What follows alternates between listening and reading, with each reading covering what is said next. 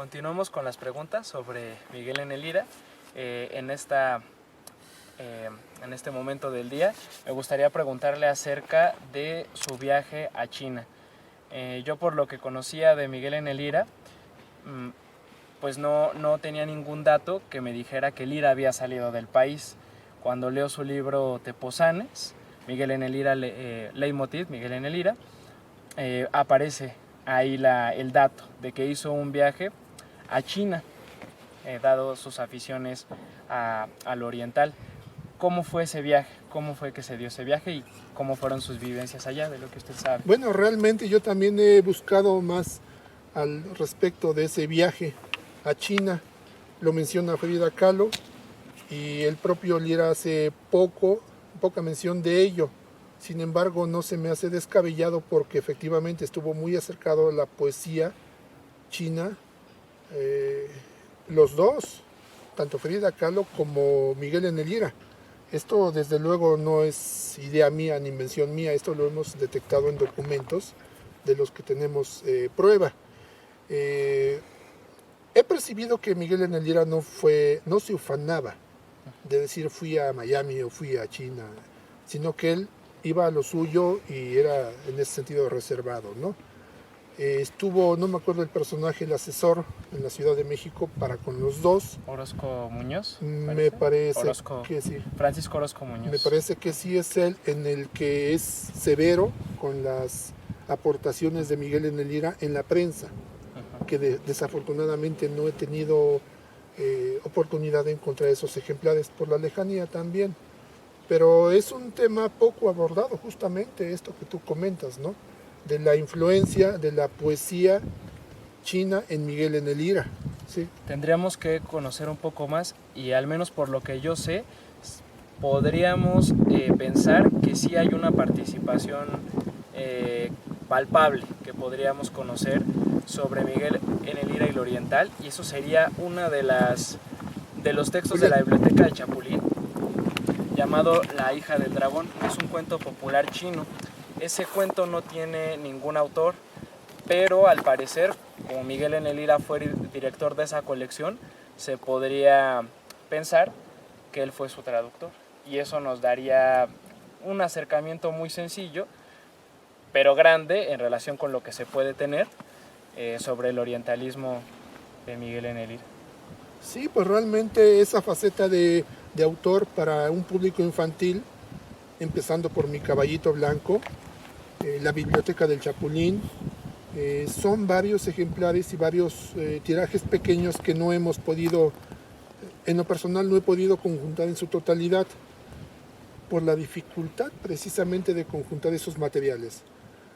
Tenemos algunos, y gracias a la disposición del hoy fallecido don Rubén García Vadillo, albacea de Rebeca Torres, viuda de Lira, es como he podido conseguir varios ejemplares y portadas de esto que tú estás mencionando, y que al menos nos van a dar un acercamiento importante a esta faceta de don Miguel como editor infantil.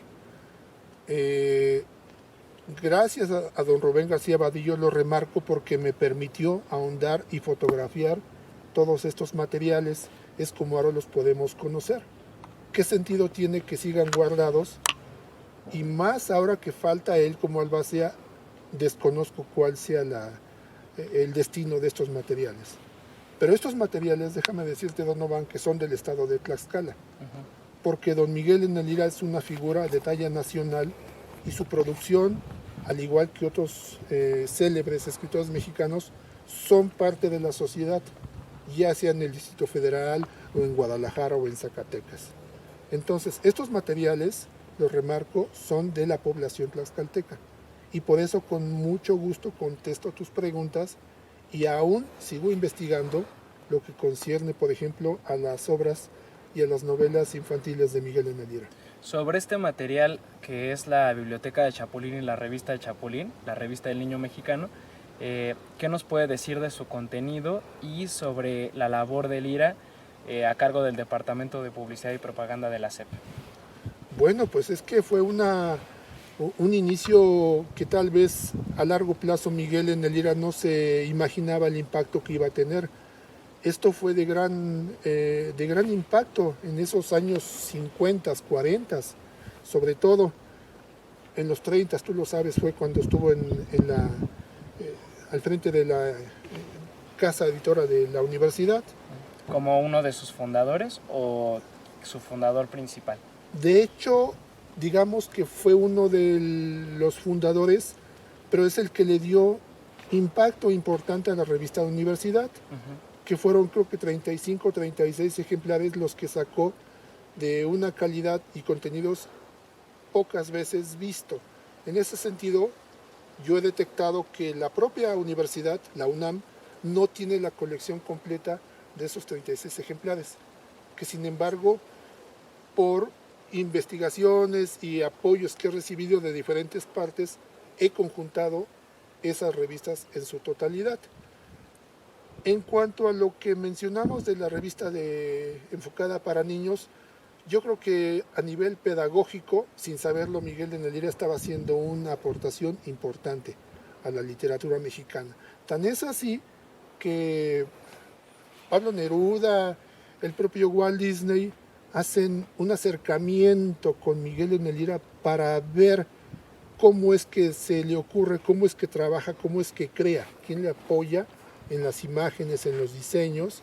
Pues está Angelina Beloff, está un cuerpo importante de artistas hoy de talla internacional que no ha sido abordado, y qué bueno que tú lo estés de alguna forma iniciando, porque vale la pena que no perdamos esos datos. Ahora que toca a Walt Disney, ¿cómo fue la relación entre Lira y Walt Disney? ¿Qué sabe usted acerca de su visita con Lira? ¿De qué pudieron hablar? ¿Cómo es que Walt Disney conoció a Lira me parece, en esta convención o en esta muestra de las obras de la Secretaría de Educación Pública, en una exposición en Nueva York en 1943 en su biblioteca pública? Hasta donde yo sé, dentro de los proyectos que tenía pensado Disney con Lira, quería hacer una película con él, y esa película se menciona en su segundo libro de texto para la escuela, Mis juguetes y yo.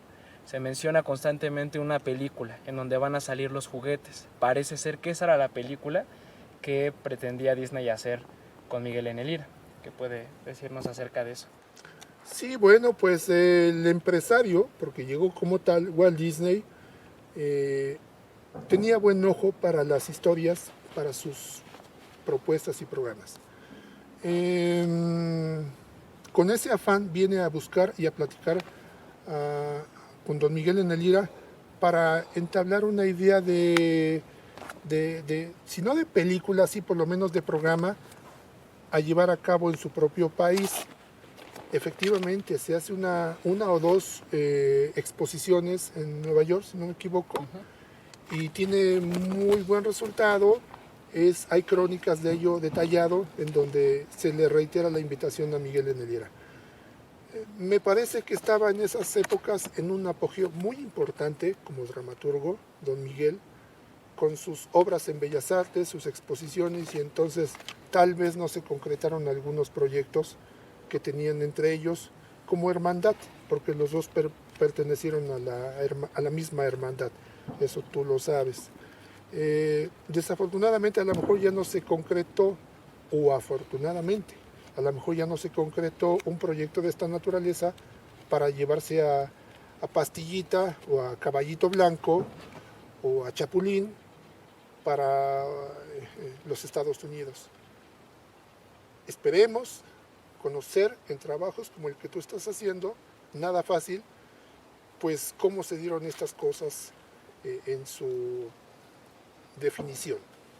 Aprovechando que estamos hablando sobre el tema editorial en Miguel N. Lira, en la universidad y también en la Secretaría de Educación Pública, ¿cómo fue que Miguel N. Lira se formó en la tipografía y en la cuestión editorial? Sé yo que por su abuelo fue una gran influencia para sus trabajos editoriales, pero ¿cómo es que se forma Miguel N. Lira? ¿De quién aprende? ¿De qué libros aprende? ¿Cómo es que llega a conseguir La Caprichosa? ¿Formó alguna tipografía propia él? ¿O qué nos puede decir acerca de su gusto, de su estilo tipográfico y de impresor? Bueno, desde niño él tenía acercamiento a libros importantes. Nicolás Gagarin, si no me equivoco, un escritor ruso, a decir del propio Lira, lo cautiva y le motiva a acercarse a este mundo de ficción, de leyenda, de cuentos. Tenía afortunadamente ese gusto que no dejó y que en todo momento vemos en sus impresiones, aunque modestas, pero bellamente hechas, en la imprenta de mano, como bien dices, que adquirió en Santo Domingo, si no me equivoco, una imprenta muy difícil, que precisamente por eso le ponen la caprichosa, porque a veces trabajaba, a veces no.